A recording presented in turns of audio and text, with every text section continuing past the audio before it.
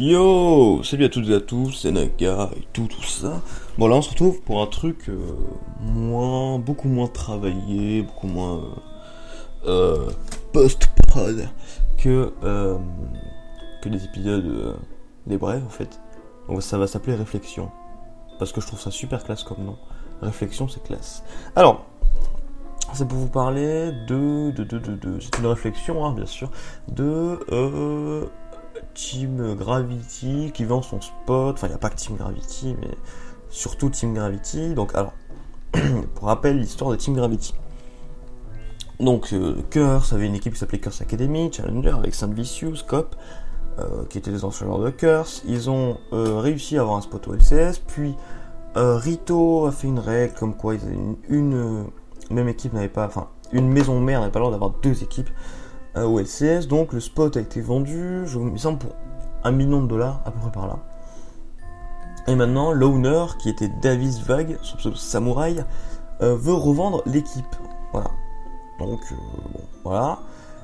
On a un petit message de Jinko, c'est le manager, Jinko, Jake Fit, qui dit, pas le community FR, c'est, ouais, notre owner, David Vague, a acheté Curse Academy, sans aucune autre pensée que de mûrir, d'apprendre, c'est un mec énergétique, fluide, voilà, il va faire sa prochaine passion, il a déjà commencé à travailler sa prochaine passion et tout, donc en gros le mec, ce qu'il nous dit c'est, il a acheté une team LCS pour apprendre, c'est bien, en tant que, quand tu travailles en quelque chose, tu essaies de l'apprendre, mais c'est une team LCS ça, tu aurais pu acheter une team Challenger Series, créer une petite team, etc.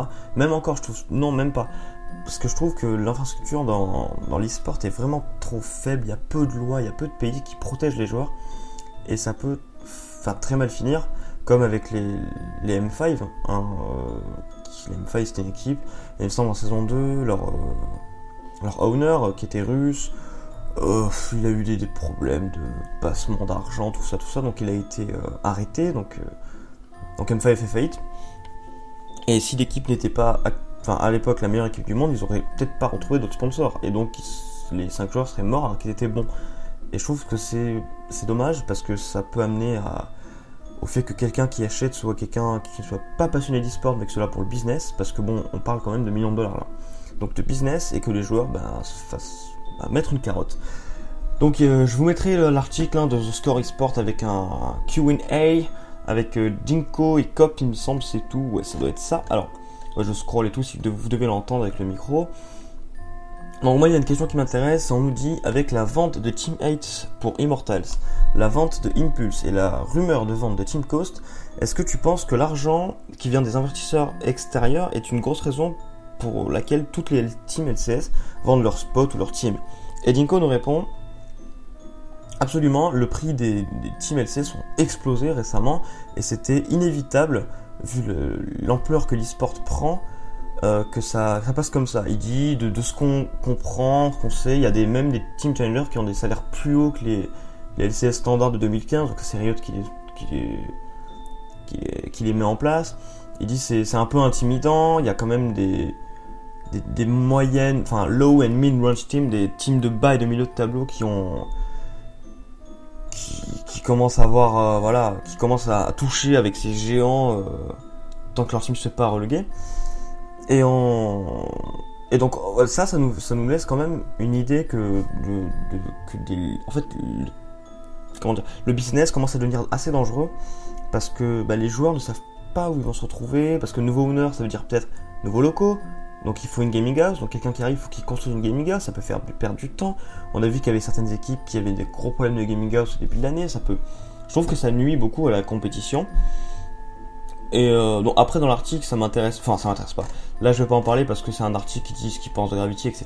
Mais voilà, c'était juste pour faire une petite réflexion sur, et qu'est-ce que vous en pensez? Est-ce que vous pensez que l'argent va détruire l'e-sport? Est-ce que vous pensez que c'est dangereux ce système économique? Parce que certes ça grandit, mais ça amène du coup à des gens pas passionnés, et on le voit dans le foot avec tous les centaines de passements d'argent, etc., de trucs illégaux qui se passent.